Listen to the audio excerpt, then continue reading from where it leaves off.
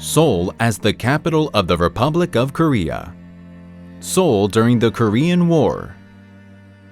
The Korean War, which lasted for 3 years from June 1950 to September 1953, reduced Seoul to rubble. A total of 4,967 government buildings, numerous public facilities, and private buildings were destroyed.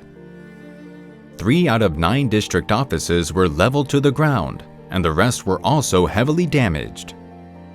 1,596 classrooms and other school facilities were also ruined.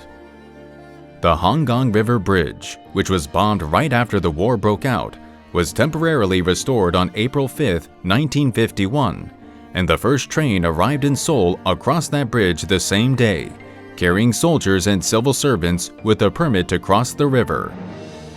Civilians who could not take the train had to cross the river to come to Seoul by boat at night or by military truck. As the war drew near its end, citizens struggled for survival by doing anything they could. However, prices were skyrocketing and money had no real value, which brought the primitive barter system back.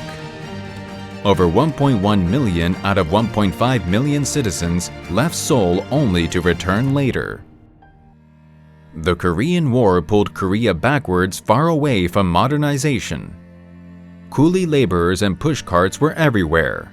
The 19-hole charcoal briquettes were the major source of fuel. The manufacturing business picked up after the war. Above all, the so-called 3 white businesses, including flour, sugar, and cotton spinning, flourished. While commodity supplies were too scarce to meet demand, military supplies were available relatively easily.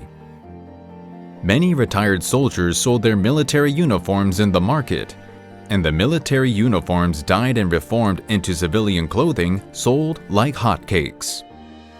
Old U.S. Army vehicles were converted to buses and shared ride taxis. It was not uncommon to see young boys attracting potential shared ride taxi passengers.